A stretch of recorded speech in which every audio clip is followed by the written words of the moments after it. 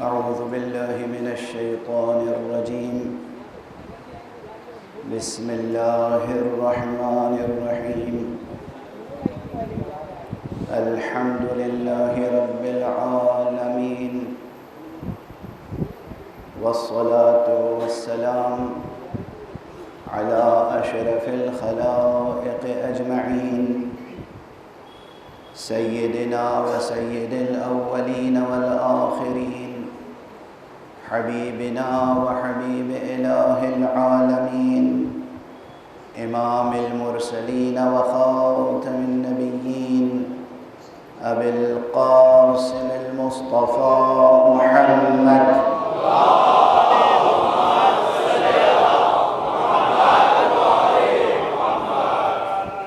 وعلى أهل بيته الطيبين الطاهرين الهداة المهديين المعصومين المظلومين، واللعنة الدائمة على أعداء الحق والدين.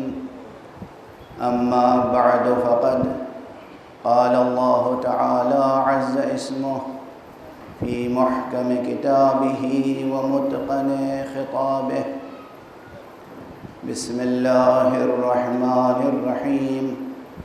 الله نور السماوات والأرض، مثل نوره كمشكاة فيها مصباح، المصباح في زجاجة، الزجاجة كأنها كوكب دري يوقد من شجرة مباركة زيتونة لا شرقية ولا غربية، يكاد زيتها يضيء ولو لم تمسسه نار، نور على نور.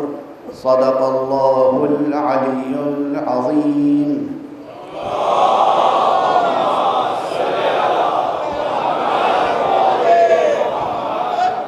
ایک اور بلند تر صلوات پڑھ دیں.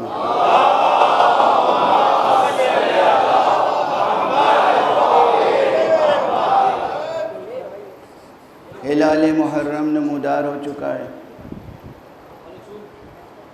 ایک نئے ہجری سال کا آغاز ہو چکا ہے. ہلال محرم اور ہجری سال کا آغاز اپنے ساتھ بہت سے اہم پیغامات لے کر آتا ہے،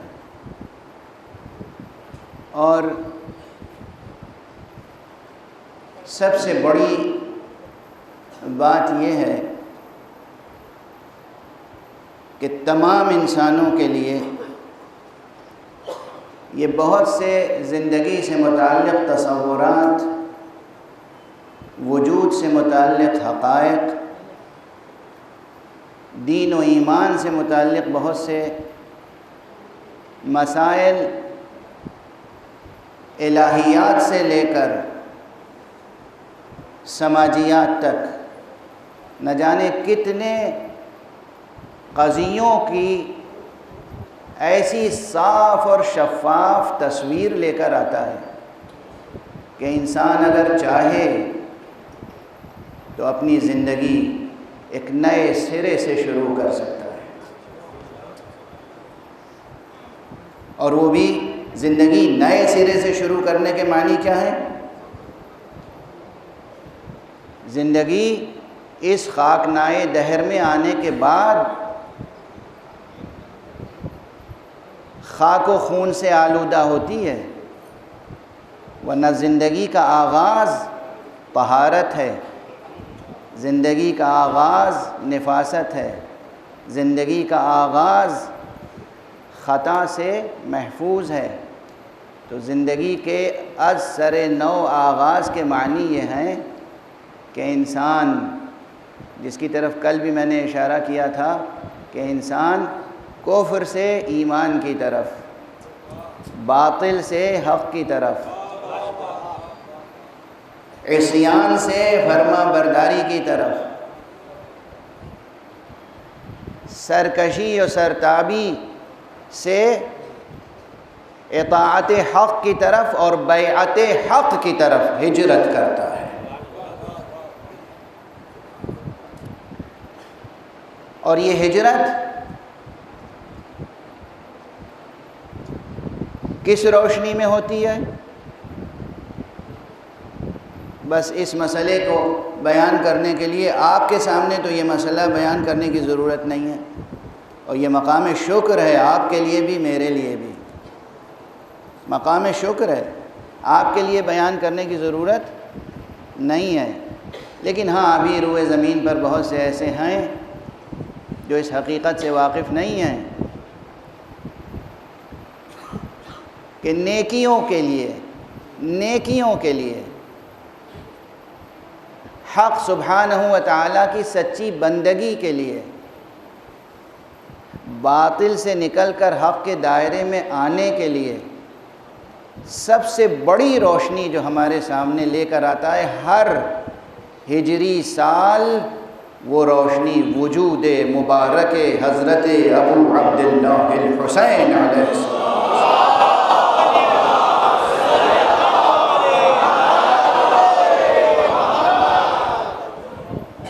حسین سبط رسول حسین، فرزند رسول حسین، خاتم النبیین کی روح و جان حسین،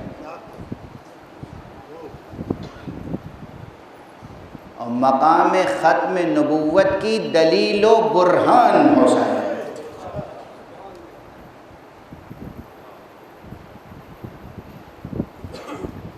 اس مرتبہ ارادہ تو یہی ہے کہ عرفاً جو مجلس کے دو حصے سمجھے جاتے ہیں، ایک فضائل کا حصہ اور ایک مصائب کا حصہ، عموماً سرکار سید الشہداء حضرت امام ابو عبداللہ الحسین علیہ السلام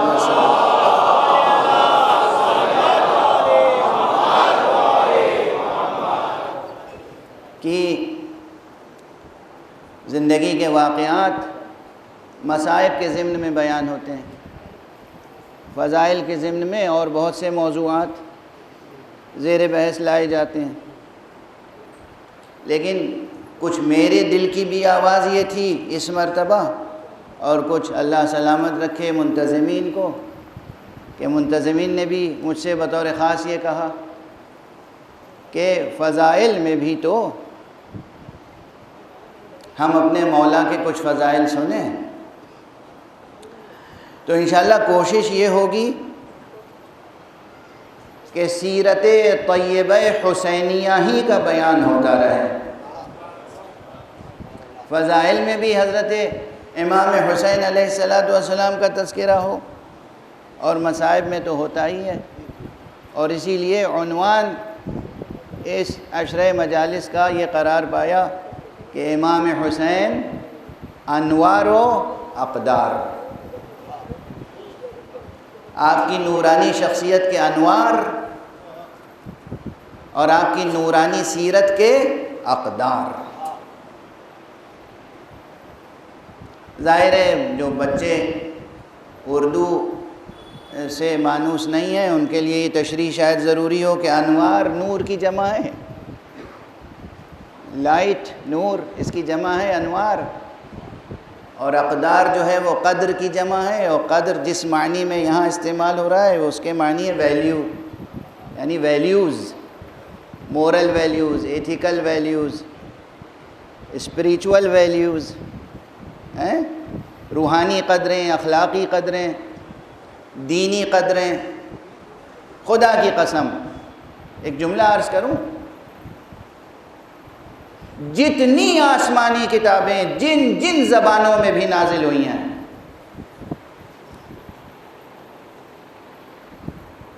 مجھے اپنے برادران وطن کی طرف بھی بہت سے پیغامات پہنچانے ہیں، اور آپ کی طرف بھی، جتنی آسمانی کتابیں ہیں چاہے وہ جس زبان میں بھی نازل ہوئی ہوں،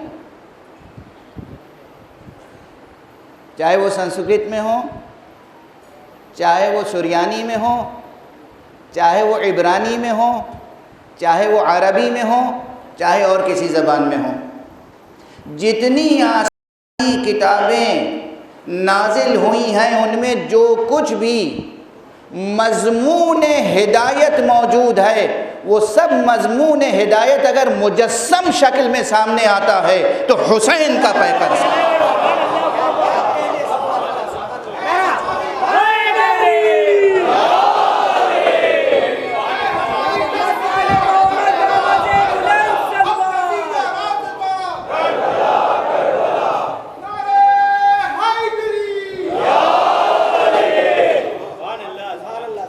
خدا کی قسم، چاہے وہ ویداز ہوں، چاہے اپنشد ہو، چاہے وہ پران ہوں، چاہے وہ اسمرتیاں ہوں، چاہے وہ گیتا ہو، چاہے وہ توریت ہو، چاہے وہ انجیل ہو، چاہے آدم علیہ السلام سے لے کر اور حضرت ابراہیم علیہ السلام تک، اور حضرت ابراہیم علیہ السلام سے لے کر حضرت خاتم النبیین صلی اللہ علیہ وآلہ وسلم تک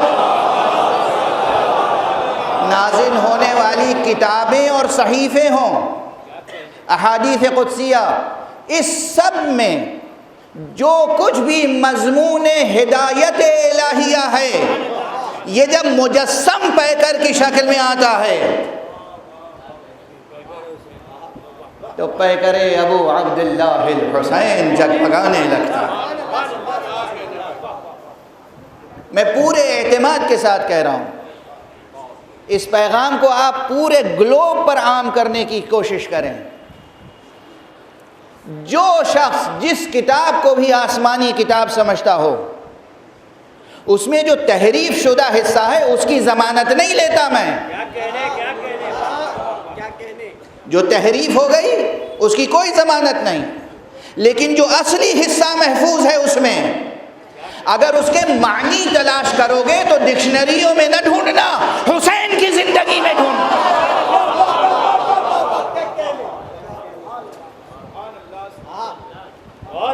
حسینیت زندہ باد، حسینیت زندہ باد، یزیدیت مردہ باد، یزیدیت مردہ باد، میرا حیدری۔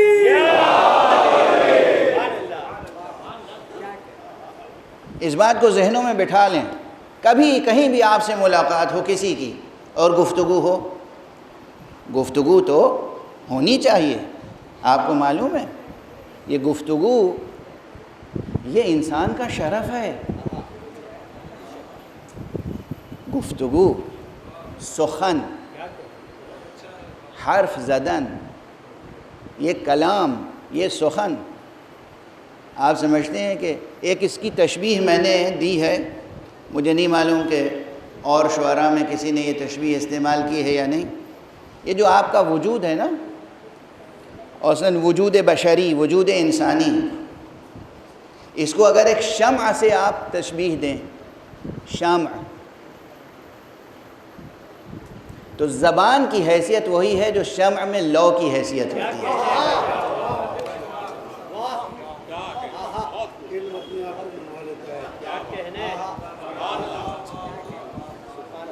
تشبیہ منتقل ہوئی۔ آپ کا جو وجود ہے اس کی مثال شمع کی سی ہے، لیکن شمع کی دو حالتیں ہوتی ہیں، بجھی ہوئی ہوتی ہے تو اس کی زیادہ قدر و قیمت نہیں ہوتی،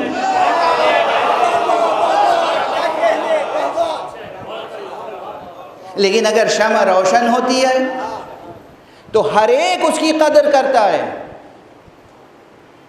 اس لیے کہ نور وہ حقیقت ہے جس کا ہر ایک محتاج ہوتا ہے، اور یہی نہیں کہ محتاج ہوتا ہے، نور وہ حقیقت ہے جس سے کوئی بے نیاز ہو نہیں سکتا۔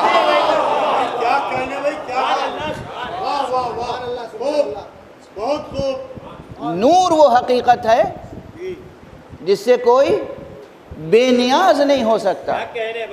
یہ دو مراتب ہیں، محتاج ہونا ایک مرتبہ ہے اور بے نیاز ہونا دوسرا مرتبہ ہے۔ نور وہ حقیقت ہے کہ جس سے نہ کوئی ایسا ہے کہ جو محتاج نہ ہو مخلوقات خدا میں، اور نہ کوئی ایسا ہے جو اس سے بے نیاز اور مستغنی اور غنی ہو سکتا ہو۔ تو آپ کا وجود ہر ایک، یاد رکھیے گا اپنی تعریف، میری کوشش یہ ہوتی ہے کہ انسان اپنی انسانی عظمت کو پہچان لے۔ خدا کی قسم اگر انسان بحیثیت انسان اپنی عظمت کو پہچان لے تو اس سے کوئی غیر اخلاقی عمل صادر ہو ہی نہیں سکتا۔ اگر انسان اپنی ڈگنیٹی کو پہچان لے، اپنی عظمت کو پہچان لے، اپنی شرافت اور کرامت کو پہچان لے تو اس سے غیر انسانی اور کوئی غیر اخلاقی عمل صادر نہیں ہو سکتا۔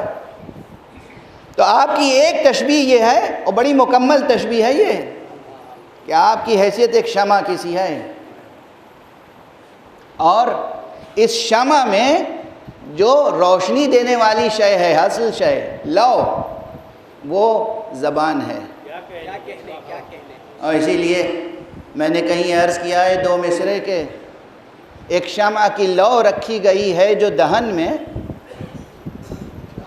ایک شمع کی لو رکھی گئی ہے جو دہن میں، مقصود یہ ہے نور محبت ہو سخن میں۔ ایک صلوات پڑھ دیجئے محمد والا۔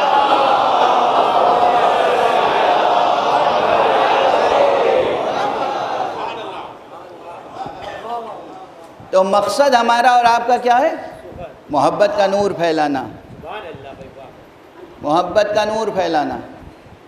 تو یہ وجود انسانی میں یقین فرمائیے کہ یہ جو لو ہے، یہ شمع، یہ جس سے نور بکھرتا ہے، آپ کے وجود میں چھپا ہوا نور جو بکھرتا ہے وہ آپ کی زبان کے ذریعے سے، آپ کے کلام کے ذریعے سے۔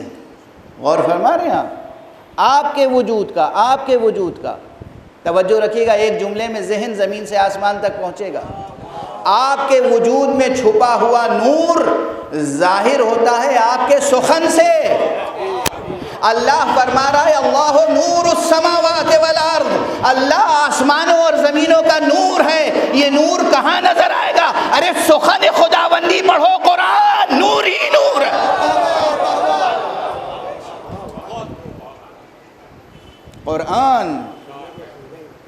قرآن پڑھیے۔ قرآن یہ انسانوں کے ہاتھ سے لکھا ہوا جو قرآن پریس سے چھپ کے آتا ہے، یہ سفید کاغذ پر سیاہ حرفوں سے لکھی ہوئی عبارت کا نام قرآن نہیں ہے۔ قرآن از اول تا آخر، ظاہر سے باطن تک، باطن سے ظاہر تک وہ سخن ہے جو نور ہے، نور مجرد ہے اور ایک زندہ نور ہے۔ قرآن کی عظمت کو سمجھیے، اس لیے کہ یہ سخن الہی ہے۔ کس کا سخن ہے؟ آپ کا سخن اگر نور بن سکتا ہے، آپ کے اندر چھپا ہوا نور علم، آپ کے اندر چھپا ہوا نور فہم، آپ کے اندر چھپا ہوا نور ادراک، آپ کے اندر چھپا ہوا نور شعور، آپ کے اندر چھپا ہوا نور خیر و برکت، یہ سب جذبات ہوتے ہیں نا۔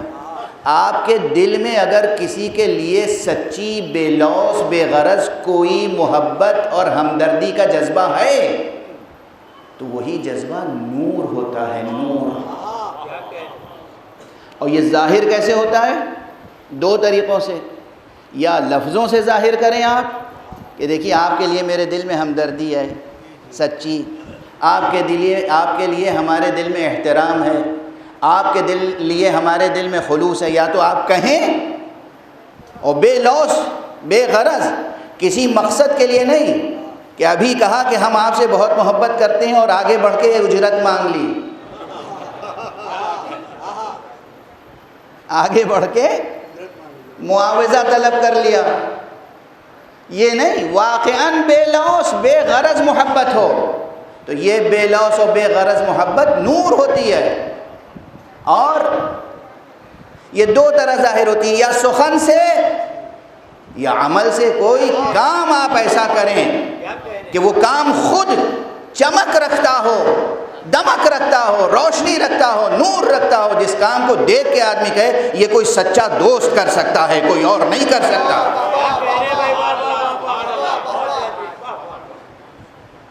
ایک دوست دوسرے دوست کے لیے کچھ کرے تو سارا ماحول گواہی دے کہ نہیں، یہ بے لوث کام ہے، یہ بے غرض کام ہے، اس کے نیچے کوئی ہڈن ایجنڈا نہیں ہے، یہ عمل مخلصانہ ہے، یہ شخص اس نے خالص محبت کے تحت یہ سلوک کیا ہے۔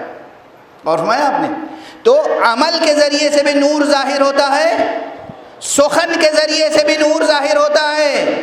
ہم ممبروں پر آ کر اہل بیت اطہار کا، محمد اور آل محمد کا بھی ذکر اس لیے کرتے ہیں، ان کا کلام سنائیں تو نور ہے، ان کی سیرت بیان کریں تو نور ہے۔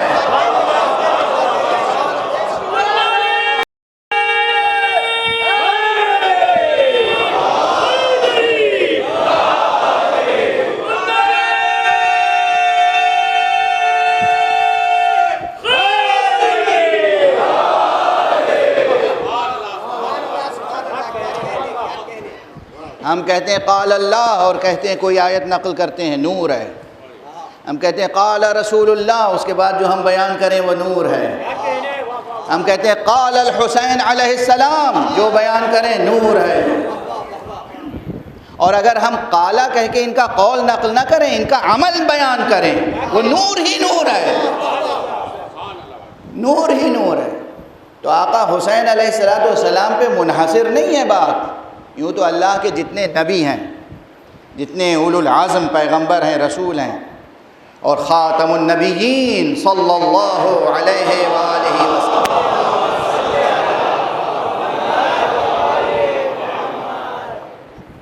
اللہ کے کلام کے بعد ان سب کا کلام نور ہے۔ اور جناب سرکار رسالت مآب کے بعد ان کے وصی و جانشین نفس رسول،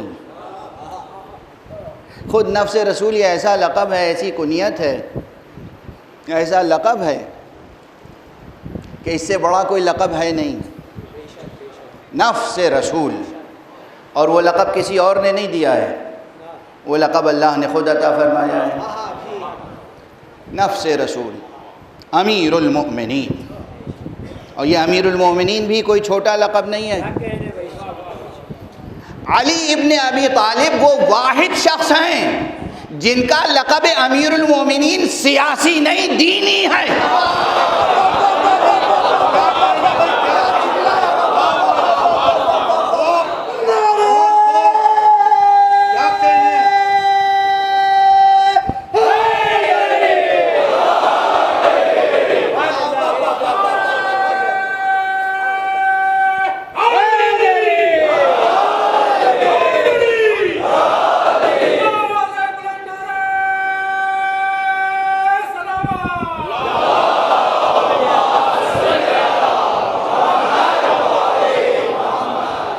بس دست ادب جوڑ کے عرض کر رہا ہوں، جہاں تک آواز پہنچے کہ میرے زبان سے یہ جو جملہ چھوٹا سا نکلا ہے نا، یہ چھوٹا سا جملہ اگر اس کی تشریح کوئی کرے تو سینکڑوں صفحوں میں تشریح پھیل جائے گی اور سینکڑوں مسائل مسلمانوں کے حل ہو جائیں گے۔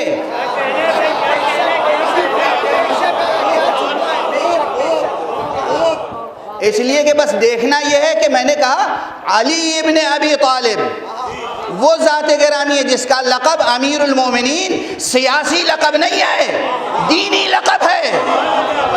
فرق کیا ہے؟ فرق کیا ہے؟ دینی لقب وہ ہوتا ہے، دینی حقیقت وہ ہوتی ہے جس کا تعلق خدا سے اور رسول سے ہو۔ سیاسی حقیقت تو کسی سے بھی وابستہ ہو سکتی ہے، خدا اور رسول جسے امیر المومنین بنائے اسے علی ابن ابی طالب ہے۔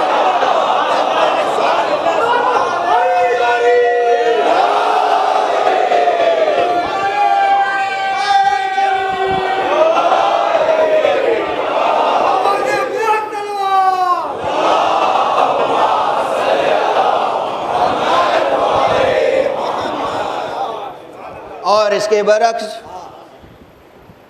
ایک بھیڑ اکٹھا ہو کے کسی کو بھی امیر المومنین کہنے لگے،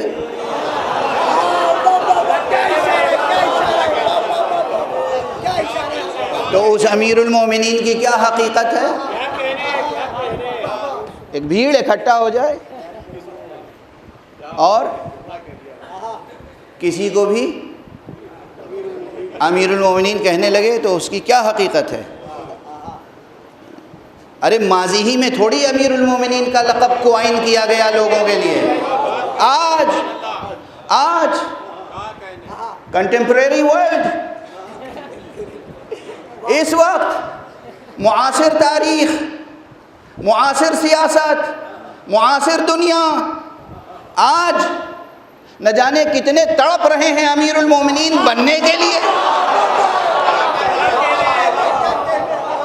مولا علی کے صدقے میں 11 امام ہے، مولا علی کے صدقے میں 11 امام ہے، جو ان کو نہ مانے ان کی نسلیں حرام ہے.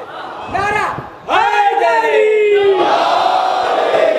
نہ جانے کتنے تڑپ رہے ہیں مختلف ملکوں میں، اور نہ جانے کتنے تو بننا چاہتے ہیں امیر المومنین بکومہ کے یہود.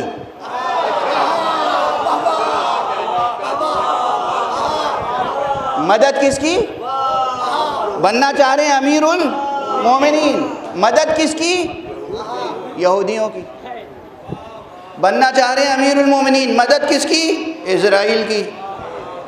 بننا چاہ رہے ہیں امیر المومنین، مدد کس کی؟ شیطان اکبر کی.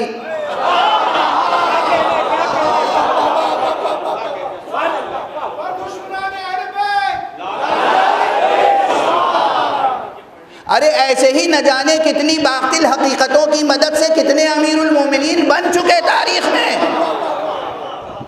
لیکن علی تنہا وہ ذات گرامی ہے جسے لقب امیر المومنین کسی اور نے نہیں دیا. حقیقت ایمان کو لے کر نازل ہونے والا، حقیقت ایمان کو لے کر مبعوث ہونے والا، خطیب قرآن، خاتم النبیین محمد مصطفیٰ صلی اللہ علیہ وآلہ وسلم.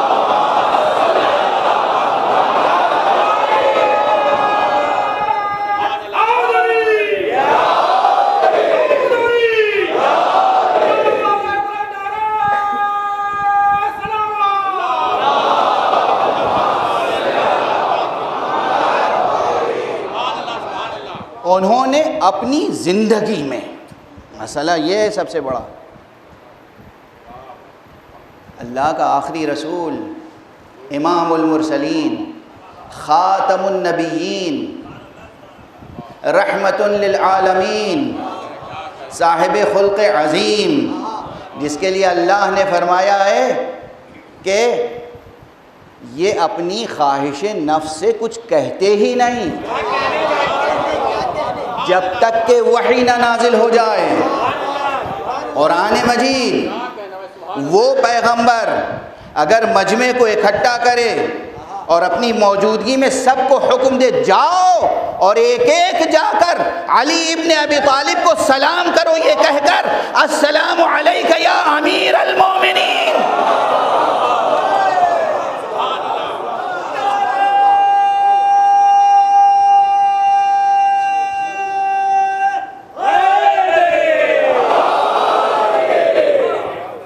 جاؤ اور جا کر یہ کہو السلام علیک یا امیر، سلموا علی علی بامرۃ المؤمنین، سلموا صیغہ امر، سلام کرو. اب ایک جملہ یہیں سے عرض کروں، یہ جملہ تو شاید پہلے بھی کہہ چکا ہوں، لیکن اب جو کہنے جا رہا ہوں وہ اس سے قبل کہیں ممبر پہ نہیں کہا، چھوٹا سا جملہ ہے. رسول نے کہا سلموا، سلام کرو، علی علی، علی پر، بامرۃ المؤمنین، یہ کہہ کر کہ السلام علیک یا امیر المؤمنین. جب صیغہ امر کا ہے، صیغہ امر کا ہے، قیامت تک آنے والے مسلمان اس وقت تک اس حکم پیغمبر پر عمل، جب تک عمل نہ کریں گے ان کے میزان عمل میں کمی رہ جائے گی کہ وہ علی کو مخاطب کر کے کہیں السلام علیک یا امیر المومنین.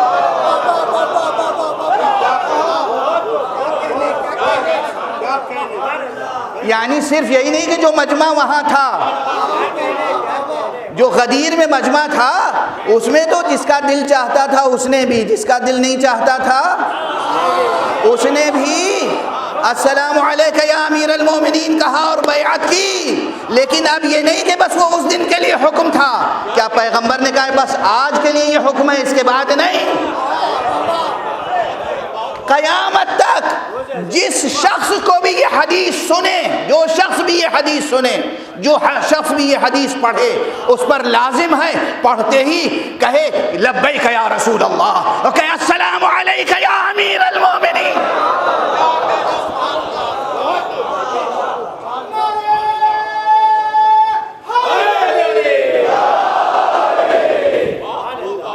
رسول آپ نے فرمایا ہے علی کو سلام کرو امیر المومنین کہہ کر، تو ہم اس پر عمل کریں گے.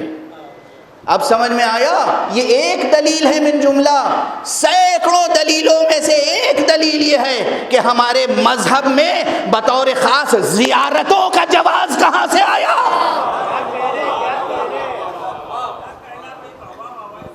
قرآن کی تلاوت کرنا ہمارا ایک دینی فریضہ ہے، ہماری تہذیب کا حصہ ہے.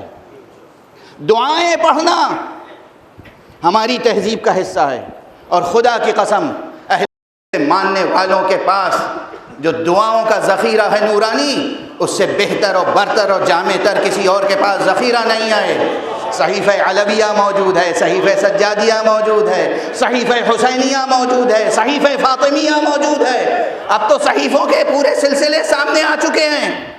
قرآن کی تلاوت، دعاؤں کی تلاوت، اور اس کے بعد ایک خاص ذخیرہ ہے ہمارے ہاں، اور وہ زیارتوں کا ذخیرہ ہے.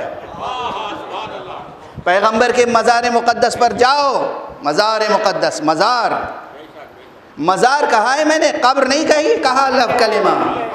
حالانکہ وہاں ایک قبر ہے، ایک لحد ہے، مگر مزار اس لیے ہم کہتے ہیں کہ مزار ہے زیارت سے. زیارت زندہ کی ہوتی ہے، مردہ کی نہیں ہوتی.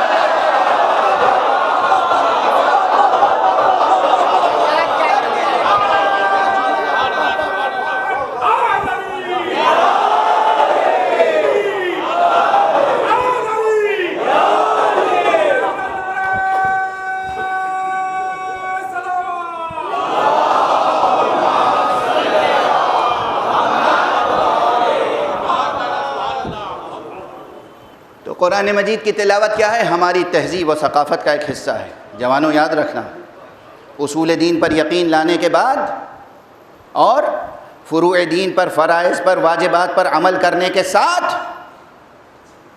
ہماری تہذیب و ثقافت کا کچھ حصہ ہے، ہمارے کلچر کا کچھ حصہ ہے.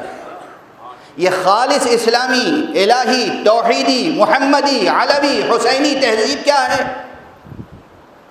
آپ سمجھتے ہیں کہ آپ نے خود سے جو رسمیں بنا لی ہیں وہ ہے تہذیب؟ ہم نے، ہمارے آباء و اجداد نے دنیا کے مختلف ملکوں میں جا کے مقامی حالات سے متاثر ہو کے جو رسمیں بنا لی وہ ہماری تہذیب ہے؟ نہیں. ہماری ثانوی تہذیب ہو سکتی ہے وہ، لیکن ہماری اصلی تہذیب کیا ہے؟ قرآن کی تلاوت. مسلسل قرآن کی تلاوت کرو. کیوں؟ تاکہ زندگی اور ماحول زندگی میں روشنی رہے. ابھی ہم نے کہا ہے نور، کلام خدا نور ہے. یاد رہے گا نا، جب آپ کا سخن نور ہو سکتا ہے تو کلام خدا نور ہے. اور اس کے بعد دعائیں، خود اپنی تصنیف کی ہوئی دعائیں نہیں، یوں تو اللہ سبحانہ و تعالی ہر ایک کے دل کی حالتوں سے واقف ہے، ہر ایک کی ضرورتوں سے بھی واقف ہے، حسرتوں سے بھی واقف ہے، آرزوؤں سے بھی واقف ہے. پروردگار ہر شے سے واقف ہے. لیکن اسی آیہ نور کا اختتام اس پر ہوتا ہے واللہ بکل شیء علیم. لیکن اس نے حکم دیا ہے کہ دعا کرو. تو آپ اپنی مادری زبان میں، اپنے دل کی زبان میں جو چاہیں طلب کر سکتے ہیں خدا سے، مگر طلب کرنے کی تہذیب یہ ہے کہ ان کے بتائے ہوئے طریقوں سے طلب کریں جو آپ کو زندگی کا ہر سلیقہ سکھانے کے لیے ادھر سے آئے ہیں. وہی پرانا جملہ کہہ کے آگے بڑھ جاؤں، جن کو اپنی بات آپ تک پہنچانے کے لیے اللہ نے وسیلہ بنایا ہے، آپ بھی اپنی بات اللہ تک پہنچانے کے لیے انہی کو وسیلہ بنائیں۔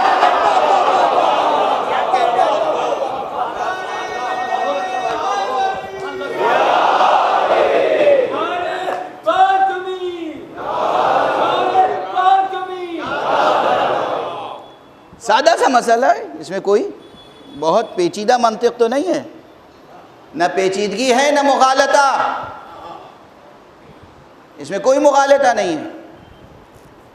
میں نے آپ کے پاس کسی کو پیغام دے کے بھیجا، کوئی خاص بات، اب اگر آپ اپنی کوئی خاص بات مجھ سے کہنا چاہتے ہیں تو بہترین طریقہ کیا ہے؟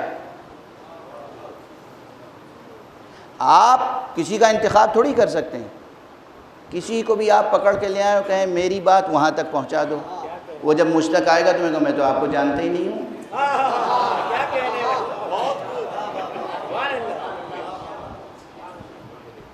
یا یہ کہہ دوں گا کہ بھئی آپ میرے نزدیک معتبر ہی نہیں ہیں، آپ کو جانتا ہوں۔ وہ پہلی بات جو کہی تھی وہ انسانی سطح کی مثال تھی، اور دوسرا جملہ جو کہا وہ ظاہر ہے اللہ سبحانہ و تعالیٰ یہ تو کسی کے لیے نہیں کہہ سکتا کہ میں جانتا نہیں ہوں، وہ سب کچھ جانتا ہے، ذرے ذرے کا علم رکھتا ہے۔ جس قرآن مجید کی آیت پس منظر میں ہے، میں آپ کو صرف مفہوم عرض کر رہا ہوں، ہر وہ شے جس کے لیے کہا جا سکے کہ خدا نہیں جانتا، وہ شے وجود سے تعلق نہیں رکھتی، معدوم ہوتی ہے، عدم، معدوم، جو شے وجود ہی نہیں رکھتی، اللہ سبحانہ و تعالیٰ بس اس کے لیے کہتا ہے کہ میں نہیں جانتا، یہ میرے علم میں نہیں ہے، میرے علم میں نہیں ہے یعنی وجود میں نہیں ہے یہ شے۔ توجہ ہے؟ جب حق سبحانہ و تعالیٰ کہہ دے کہ یہ میرے علم میں نہیں یعنی یہ شے وجود میں نہیں ہے۔ یاد رکھے گا یہ سنگین بحث ہے فلسفے کی جو میں نے یہاں سادگی سے عرض کر دیا، اور مجھے یقین ہے کہ اس فرش پر بیٹھے ہوئے تمام لوگوں کے ذہن و قلب نے قبول کر لیا۔ یہ بات سمجھانے کے لیے فلسفے کی کلاسوں میں بڑی محنتیں کرتے ہیں اساتذہ۔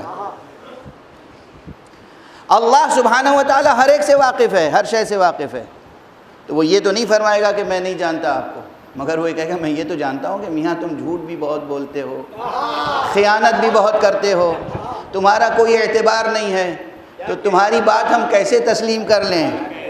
لیکن جس کو خود اس نے امین اور صادق بنا کے بھیجا ہو،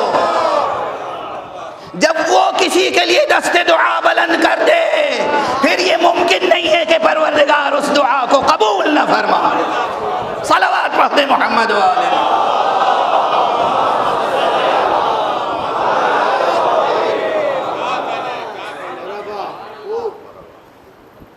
تو بس اب بات سے بات نکلتی چلی جاتی ہے تو دامن سخن پھیلتا چلا جاتا ہے، لیکن وقت کی نزاکتوں کو ملحوظ خاطر رکھ کے میں کوشش کروں گا کہ دامن بیان کو سمیٹ لوں۔ ہماری تہذیب اور ثقافت میں پہلی چیز تلاوت قرآن، دوسری چیز دعاؤں کی تلاوت، یہ ہماری ثقافت، ہمارے اسلامی، روحانی، قرآنی، الہی، محمدی، نبوی، ولوی، علوی، حسینی کلچر کی چیزیں ہیں۔ قرآن کی تلاوت، دوسرے دعاؤں کی تلاوت۔ دعا کیسی کیسی دعائیں ہیں، دعائے کمیل،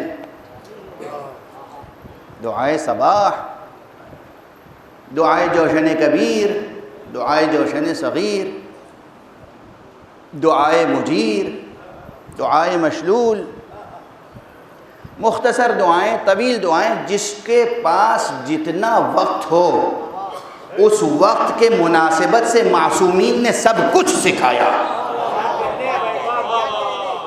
کوئی دعائے کمیل نہیں پڑھ سکتا کہ اس میں زیادہ وقت لگتا ہے، تو مختصر مختصر دعائیں بھی معصومین نے سکھائی ہیں۔ الہی کفا بی عزا ان اکون لک عبدا وکفا بی فخرا ان تکون لی ربا۔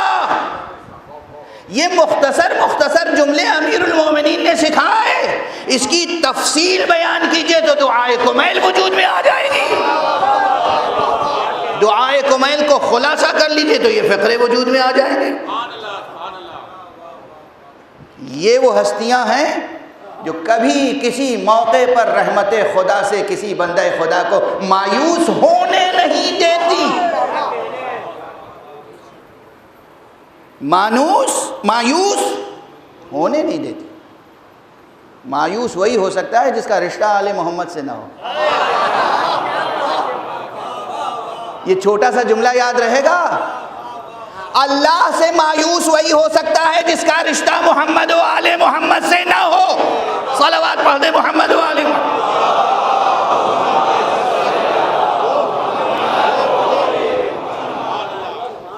ان سے رشتہ نہیں ہوگا تو خدا سے مایوسی کا امکان ہے، اور ان سے اگر رشتہ ہوا، کیا نورانی کلام ہے معصوم کا، جس میں فرمایا ہے کہ مجھے تعجب، معصوم کا جملہ اس طرح سے شروع ہوتا ہے، مجھے تعجب ہے اس شخص پر جس کے لیے استغفار کا در کھلا ہوا ہو اور پھر بھی رحمت خدا سے مایوس ہو جائے۔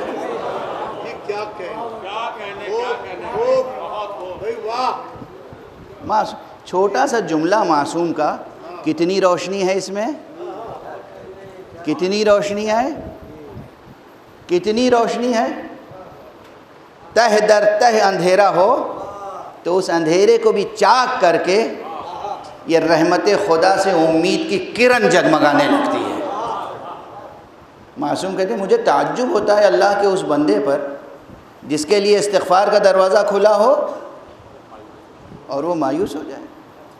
آل محمد سے، محمد اور آل محمد سے جو تعلق نہیں رکھے گا، بس وہی اللہ سے مایوس ہو سکتا ہے۔ تو دوسری چیز ہے ہمارے کلچر میں، ہماری تہذیب میں، ہمارے عقائد میں، ہمارے ویلیوز میں، وہ کیا ہے؟ دعائیں۔ اور تیسری چیز زیارتیں۔ السلام علیکہ یا رسول اللہ، السلام علیکہ یا امیر المؤمنین۔ کوئی بھی کہیں دنیا میں آپ سے کہے یہ کیا تم زیارت کھڑے ہو کے پڑھو، نجف جاتے ہو، شرک کرتے ہو؟ ہم کہتے ہیں السلام علیکہ یا امیر المؤمنین تو ہمیں طعنہ دیا جاتا ہے کہ یہ لوگ اپنے ائمہ اہل بیت کی پرستش کرتے ہیں۔ نعوذ باللہ، استغفر اللہ۔ یہ پوجا نہیں ہے، یہ پرستش نہیں ہے، یہ امر خدا اور امر رسول کی اطاعت ہے۔ اس معنی میں عبادت ضرور ہے کہ یہ اللہ کے حکم کی اطاعت ہے۔ واضح ہے، واضح ہے۔ ہم جا کے حجر اسود کو بوسہ دیتے ہیں۔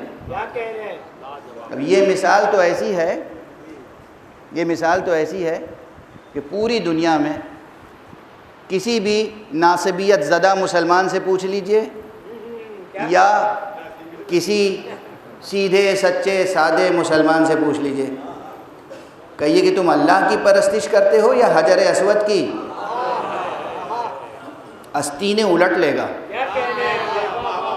اس کا بس چلے گا تو آپ کے خلاف ہتک عزت کا مقدمہ دائر کر سکتا ہے، اور دنیا میں اگر قائم نہ کر سکا تو آخرت میں تو بالکل اس کی یہ شکایت قبول ہوگی۔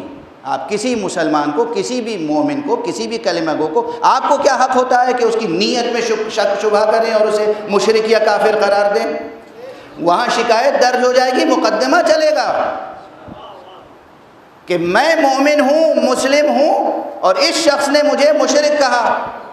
تو کسی کو بھی جو حجر اسود کو بوسہ دے رہا ہو، آپ اس عمل کو دیکھ کے یہ نہیں کہہ سکتے کہ یہ حجر اسود کی عبادت کر رہا ہے، اس کا معبود حجر اسود ہے۔ نہیں، معبود خدا ہے، معبود خدا ہے، لیکن حجر اسود کو بوسہ دینا اس مفہوم میں عبادت ہے کہ خدا اور رسول خدا کے حکم کی بجا آوری ہو رہی ہے۔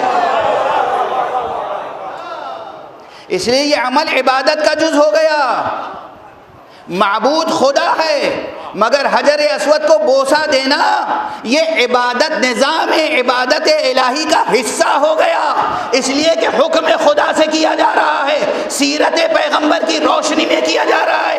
تو جب ہم نجف اشرف جا کر روضہ علی ابن ابی طالب پر چوکھٹ کو بوسہ دیتے ہیں اور کہتے ہیں السلام علیک یا امیر المومنین، یہ ہمارے نظام عبادت کا اسی طرح حصہ ہے جیسے حجر اسود کو بوسہ دینا۔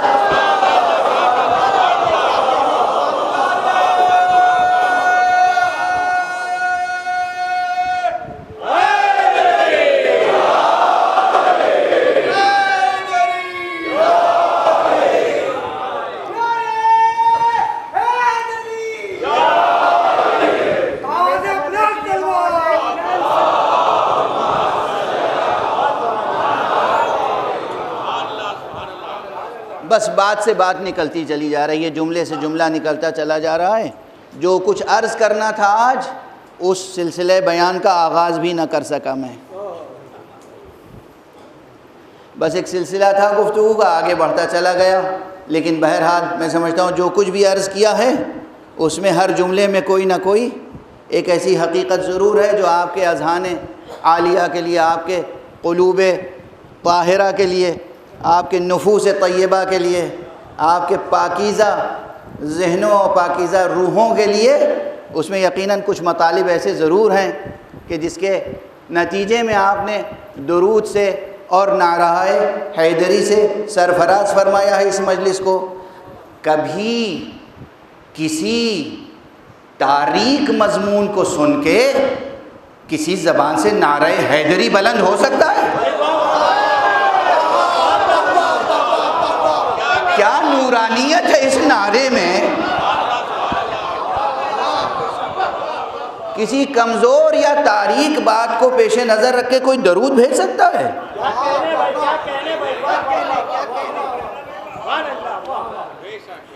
تو آپ کے اذہان نے قبول کیا، آپ کے قلوب نے قبول کیا، پوری مجلس آج کی تمہید میں گزر گئی، برجستہ گفتگو تھی جو ہوتی چلی گئی۔ اب جس طریقے سے السلام علیک یا امیر المومنین کہنا ہماری تہذیب کا حصہ ہے نا، ایسے ہی السلام علیک یا ابا عبداللہ۔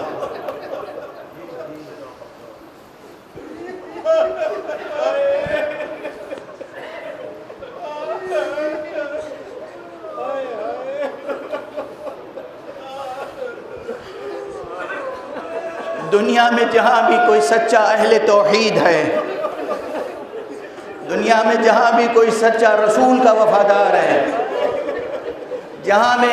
دنیا میں جہاں بھی کوئی دل سے اشہد ان محمد رسول اللہ کہنے والا ہے، اس کی تہذیب و ثقافت اور اس کے کلچر کا حصہ یہ ہے کہ جب بھی اسے حسین کی یاد آئے کہ السلام علیک یا ابا عبداللہ، اور بطور خاص جب ہلال محرم نمودار ہو چکا ہو،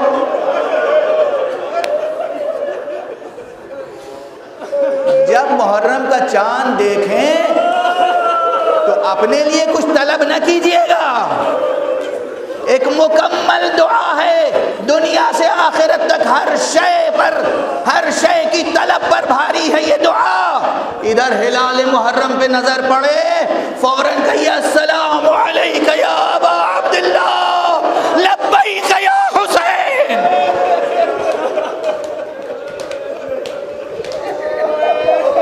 اجرکم علی اللہ۔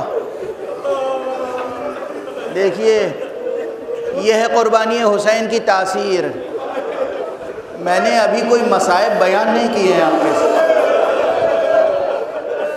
میں نے بس اتنا ہی کہا کہ یہ ہماری تہذیب کا حصہ ہے، شکر ہے کہ یہ ہماری تہذیب کا حصہ ہے کہ ہم السلام علیک یا ابا عبداللہ کہتے ہیں۔ آپ کی آوازیں بلند ہو گئی، آپ کی آنکھیں اشکبار ہو گئی، ہاں کیوں نہ ہو ایسا؟ یہ پیغمبر کے عمل کا وجودی اثر ہے۔ کل عرض کر چکا ہوں آپ کے سامنے کہ بہت سے حضرات تو باقاعدہ عزاداری کا اہتمام کرنے کے لیے ہلال محرم کا انتظار کرتے ہیں، مگر رسول کے لیے ہلال محرم کی کوئی شرط نہ تھی۔ اکثر جب بھی حسین کو دیکھتے تھے آنکھیں اشکبار ہو جاتی تھیں۔ اصحاب پوچھتے تھے، اعزا پوچھتے تھے، یا رسول اللہ اس قدر گریا؟ فرماتے ہاں تمہیں معلوم نہیں، ہمیں جبرائیل نے بتا دیا ہے، اللہ نے پیغام دیا ہے کہ اے رسول آپ کا یہ بچہ، یہ نواسا، یہ بیٹا آپ کا، یہ فرزند 3 دن کا بھوکا پیاسا شہید کیا جائے۔ اجرکم علی اللہ۔ یہ خبر نبوی، یہ حدیث نبوی بہت مشہور تھی خود عہد پیغمبر میں۔ پیغمبر کی حیات طیبہ میں یہ حدیث مشہور تھی۔ پوری طالب علمانہ ذمہ داری سے عرض کر رہا ہوں، عظمت حسینی اور عظمت عزائے حسینی، قیمت گوہر اشک عزا، اس کے منکر سنیں، محدثین، علماء، فقہا سنیں، آ کے جہاں جس میدان میں چاہیں مناظرہ کرنا چاہیں مناظرہ کر لیں۔ یہ حدیث کربلا، حدیث شہادت امام حسین خود پیغمبر کی حیات طیبہ میں مشہور حدیثوں میں سے تھی، مشہور حدیثوں میں سے تھی۔ اور اسی لیے جب آقا حسین مدینہ چھوڑنے لگے ہیں تو سب آگے ایک ہی واسطہ دے رہے تھے، فرزند رسول آپ سفر نہ کریں، نواسہ رسول آپ کہیں بھی جائیں مگر عراق نہ جائیے گا۔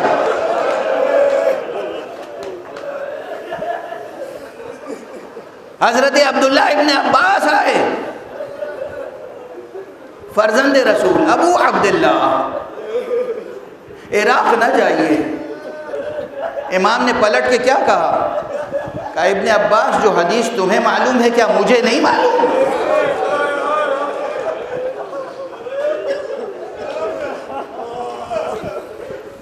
مختلف جوابات حضرت کے ہیں تاریخ میں۔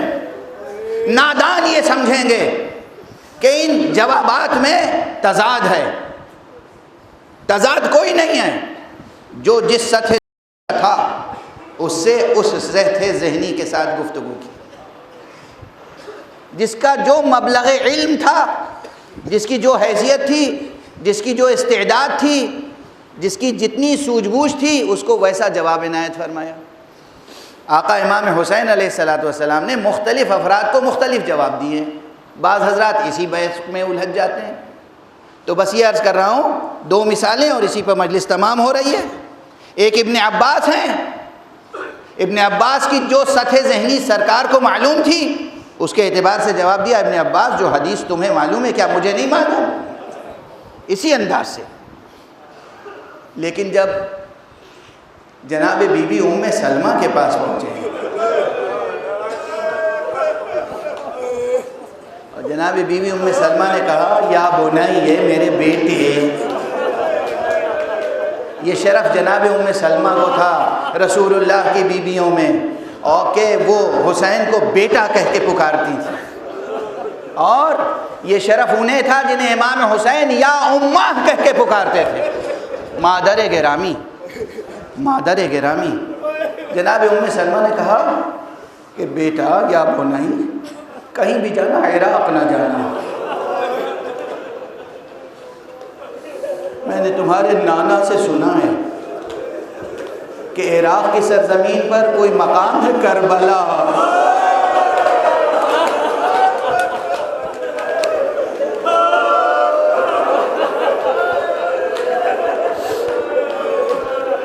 بیٹا میں اپنی زبان میں ترجمہ نہیں کر رہا ہوں، بیٹا میں نے سنا ہے کربلا میں بہت سخت وقت آنے والا ہے تمہارے، کہیں بھی جانا، عراق نہ جانا، کربلا نہ جانا۔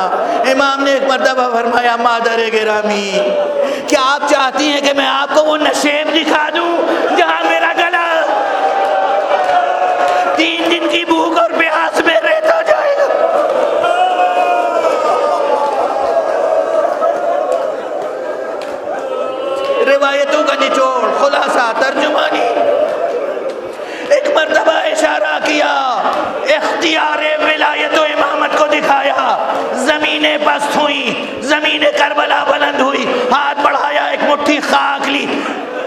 مادر گرامی یہ خاک بھی رکھ لیجئے، اس خاک کے ساتھ جو پیغمبر نے آپ کے پاس رکھوائی۔ جب یہ خاک خون سے بدل جائے تو سمجھ لیجئے گا آپ کا بیٹا حسین کربلا میں شہید ہو گیا۔ انا للہ وَإِنَّا إِلَيْهِ رَاجِعُونَ رضا بقضائه وتسلیما لأمره۔ پروردگار معبود ہمیں علوم قرآن اور معارف اہل بیت سے آشنا فرما۔ پروردگار معبود ہمیں اور پوری ملت اسلامیہ کو تہذیب محمد و آل محمد کے سانچے میں ڈھال دے۔ پروردگار معبود ہمیں نور قرآن اور نور سخن پیغمبر، نور سخن اہل بیت اور نور سیرت معصومین کے سانچوں میں ڈھال دے۔ پروردگار معبود ہمارے جوانوں میں تعلیم اور ہر طرح سے ترقی کو فروغ عطا فرما۔ پروردگار اس پسماندہ قوم، اس کچلی ہوئی قوم، اس مستضعف قوم کی مدد فرما۔ پروردگار ہمارے سروں پر اس رہبر کا سایہ برقرار رکھ کہ جو مستضعفین جہان کی امید ہے۔ پروردگار حضرت آیت اللہ العظمیٰ خامنئی کا سایہ ہمارے سروں پر برقرار رکھ۔ پروردگار ہمارے سروں پر آیت اللہ العظمیٰ سید علی حسینی سیستانی کا سایہ برقرار رکھ۔ پروردگار جو نائبین امام ہیں ان کا سایہ ہمارے سروں پر برقرار رکھ۔ پروردگار جو امام برحق ہے، جو امام معصوم ہے، جو وارث حسین ہے، جو تیرا ولی آخر ہے، اس کو اذن ظہور عطا فرما اور اس کے ہاتھوں سے اپنی رحمت و رافت و عدالت کا پرچم لہرا دے۔